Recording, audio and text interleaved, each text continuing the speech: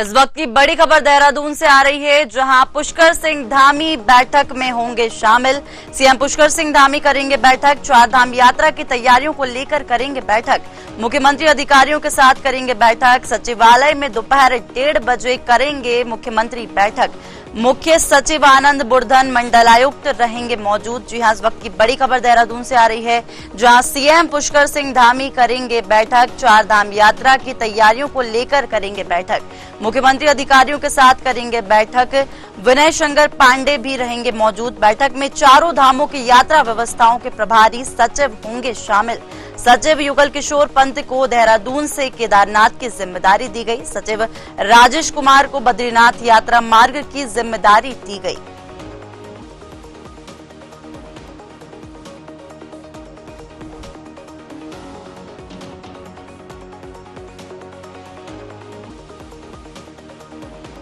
इस विषय पर खास चर्चा के लिए हमारे साथ हमारे वरिष्ठ पत्रकार अजय पांडे जी जुड़ चुके हैं। अजय जी, आपका बहुत बहुत स्वागत है। जी, धन्यवाद। जी अजय जी, जैसे कि हम देख रहे हैं कि चारधाम यात्रियों को लेकर खूब तैयारियां जोरों शोरों पर चल रही हैं और पुष्कर सिंह धामी मौजूद रहेंगे बैठक में और कई सचिव और कई लोग भी उसमें मौजूद रहेंगे। तो क्या कुछ व्यवस्था चल रही है यात्रा को लेकर? देखिए, उत्तराखंड में चारधाम यात्रा की शुरुआत 30 अप्रैल से होने जा रही है। 30 अप्रैल को गंगोत्री धाम और यमुनोत्री धाम के कपाट खुलेंगे। 2 मई को केदारनाथ धाम के कपाट खुलेंगे और 4 मई को भगवान बद्री विशाल के कपाट खुलेंगे।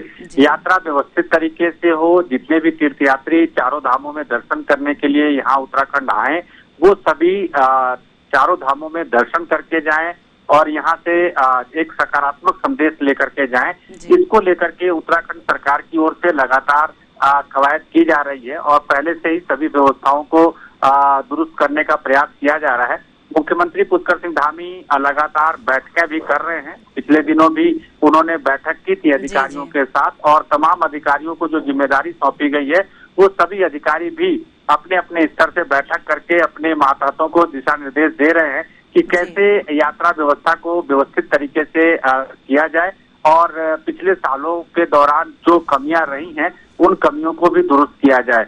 क्योंकि देखिए, जिस तरह से अभी रजिस्ट्रेशन हो रहे हैं, तो इस रजिस्ट्रेशन के जो ऑनलाइन रजिस्ट्रेशन है, इसमें काफी संख्या में तीर्थयात्री चारों धामों में दर्शन के लिए रजिस्ट्रेशन करा रहे हैं। तो जिस तरह से उनकी तादाद यहाँ पर नजर आ रही है, तो जाहिर है कि उत्तराखंड में चारधाम यात्रा के लिए एक रिकॉर्ड संख्या में तीर्थयात्री पहुंचेंगे और सभी तीर्थयात्री यहाँ पर आए और व्यवस्थित तरीके से चारों धामों के दर्शन करें और यहाँ से सकारात्मक संदेश लेकर के जाएं। इसी पर शासन प्रशासन का पूरा फोकस है और इसी को लेकर के मुख्यमंत्री लगातार अपने अधिकारियों को दिशा निर्देश दे रहे हैं। आज सचिवालय में 1:30 बजे जो बैठक होगी, उसमें चारों धामों के लिए जो प्रभारी सचिव बनाए गए हैं, जो यात्रा व्यवस्थाओं की निगरानी करेंगे, वो भी बैठक में मौजूद रहेंगे। इसके अलावा मंडलायुक्त विनय शंकर पांडे मौजूद रहेंगे, मुख्य सचिव आनंद वर्धन भी मौजूद रहेंगे और मुख्यमंत्री जो दिशा निर्देश देंगे इन अधिकारियों को,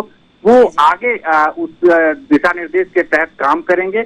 और सबका यही प्रयास है कि जितने भी तीर्थयात्री आए, वो सभी दर्शन करके जाएं। कोई भी तीर्थयात्री ऐसा न हो कि जो खाली हाथ यहाँ से जाए, बिना दर्शन करके जाए। अभी ऑनलाइन प्रक्रिया के तहत लोग अपना रजिस्ट्रेशन करा रहे हैं धामों में जाने के लिए। ऑफलाइन प्रक्रिया भी शुरू होगी जब तीर्थयात्री यहाँ पर आएंगे। तो जो ऑनलाइन और ऑफलाइन दोनों प्रक्रिया के तहत तीर्थयात्री जब ये चारों धामों में आएंगे, तो सभी यात्री दर्शन करके जाएं, क्योंकि उस दौरान काफी संख्या में लोग रहेंगे। तो ऐसे में व्यवस्थाएं गड़बड़ाए नहीं। जितने भी तीर्थयात्री हैं, उनके स्वास्थ्य पर विशेष तौर पर फोकस किया जा रहा है। उनके रहने खाने पीने की जो व्यवस्थाएं हैं, उस पर फोकस किया जा रहा है।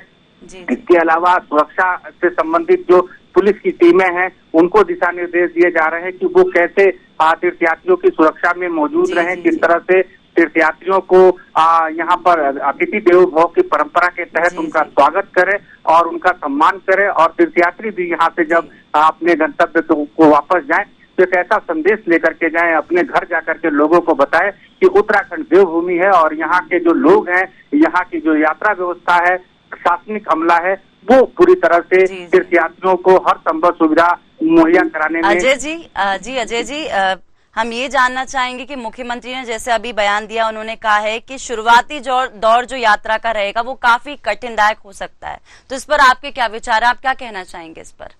जी हाँ, बिल्कुल। देखिए, जब भी कोई कार्य शुरू किया जाता है तो शुरुआती दौर में तमाम तरह की दिक्कतें होती हैं, क्योंकि एक साथ तमाम तीर्थयात्री जब यहाँ पर पहुंचेंगे तो उनको कैसे व्यवस्थित करना है, चारों धामों में किस पैटर्न के तहत तीर्थयात्रियों को यात्रा के लिए भेजना है, तमाम तीर्थयात्री कहाँ कहाँ पर जो लोग रुकेंगे, क्योंकि जो भी यहाँ आएगा वो सभी चाहेंगे कि एक साथ वो धामों में पहुंचे और वहाँ दर्शन करें। तो ऐसे में यात्रा व्यवस्था गड़बड़ाए नहीं और तीर्थयात्रियों में कहीं रूस न हो, क्योंकि जब वो अपने घर से निकलते हैं तो बहुत सारी चीजों को सोच करके निकलते हैं। उनकी आर्थिकी को लेकर के भी सरकार ध्यान देती है कि जो लोग यहाँ पर आएंगे, अगर उनको यहाँ पर रोका जाएगा, समय पर उनको यात्रा नहीं करने दिया जाएगा, आगे वो नहीं जा पाएंगे तो उनको दिक्कतें भी होंगी। तो उनके रहने खाने पीने की व्यवस्था और चारों धामों में कितनी संख्या में तीर्थयात्री वहां पर पहुंचेंगे, एक दिन में कितने लोगों को दर्शन कराया जाएगा, तो तमाम विषय होते हैं जिन पर सरकार की ओर से फोकस किया जा रहा है। और यही वजह है कि पिछले कई साल में जब तीर्थयात्री यहाँ पर आते रहे तो उस दौरान जो कमियां रही हैं उन कमियों को कैसे दुरुस्त किया जाए, इस पर भी सरकार का फोकस है। जी अजय जी, जैसा कि अभी यात्रियों के लिए बहुत तैयारियां हो रही हैं, तो मेरा आपसे अगला प्रश्न ये है कि अभी तक के कितने रजिस्ट्रेशन हो चुके हैं? आकलन आप बता सकते हैं कि कितना अभी हो चुका होगा? देखिए, 20 मार्च से और ऑनलाइन रजिस्ट्रेशन की प्रक्रिया शुरू हुई है और 15 लाख से ऊपर का आंकड़ा इस समय पहुंच गया है तीर्थयात्रियों का। और चारों धामों में जब ये तीर्थयात्री अभी इस आंकड़े के तहत इतनी संख्या पहुंच गई है तो जाहिर है कि जब तक यात्रा चलेगी और उस दौरान जब तीर्थयात्री आएंगे तो ये एक रिकॉर्ड संख्या में तीर्थयात्रियों के पहुंचने की बात होगी। तो एक जगह पर जब इतने लोग एक साथ पहुंचेंगे और व्यवस्था उनके लिए बनाना है, उनके रहने के लिए जिस मार्ग पर वो चलेंगे उस मार्ग पर ट्रैफिक का कैसे नियम रहेगा, किस तरह से ट्रैफिक का संचालन होगा और किस तरह से तीर्थयात्रियों को ऋषिकेश के जो मेन पॉइंट से आगे की यात्रा के लिए भेजा जाएगा, चाहे बद्रीनाथ जाना हो, केदारनाथ जाना हो, गंगोत्री जाना हो, यमुनोत्री जाना हो। मेरा आपसे अंतिम सवाल ये रहेगा कि जिस हिसाब से चारों धाम ये हैं, चारों धामों में अलग अलग सचिव को अलग अलग व्यवस्थाएं दी गई हैं, तो इनकी जिम्मेदारियां क्या होती हैं? देखिए, जो सचिव हैं वो वरिष्ठ IAS अधिकारी हैं और लंबे समय से उनको प्रशासनिक कार्य का अनुभव है।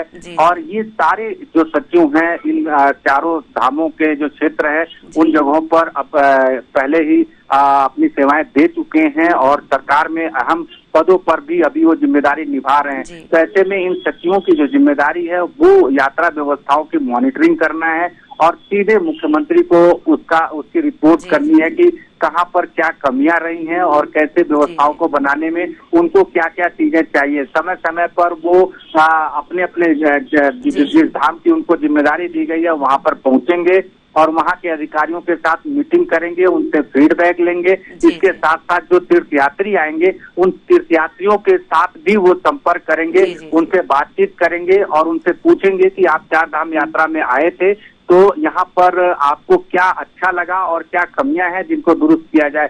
तो उस फीडबैक को लेकर के काम करेंगे वो आगे और इसके साथ साथ वो सीधे मुख्यमंत्री से कनेक्ट रहेंगे, मुख्यमंत्री को अपनी रिपोर्ट देंगे और इसके साथ साथ वो प्रशासन के जो तमाम अधिकारी हैं उनको भी लगातार दिशा निर्देश देते रहेंगे। तो कुल मिलाकर के जो ये चारों सचिव हैं, चारों धामों की जो उनको जिम्मेदारी दी गई है, तो देहरादून से यानी कि ऋषिकेश के मेन पॉइंट से लेकर के और बद्रीनाथ, केदारनाथ, गंगोत्री और यमुनोत्री, ये हर जगह के जो मेन पॉइंट्स हैं वहां पर समय समय पर अपनी ड्यूटी निभाएंगे, समय समय पर जाएंगे और उन जगहों पर तीर्थयात्रियों से बात करेंगे, अधिकारियों के साथ बात करेंगे, उनको दिशा निर्देश देंगे और जो कमियां हैं उनको दुरुस्त करने का प्रयास करेंगे। अजय जी, आपका हमसे जुड़े रहने के लिए बहुत बहुत धन्यवाद, बहुत बहुत धन्यवाद।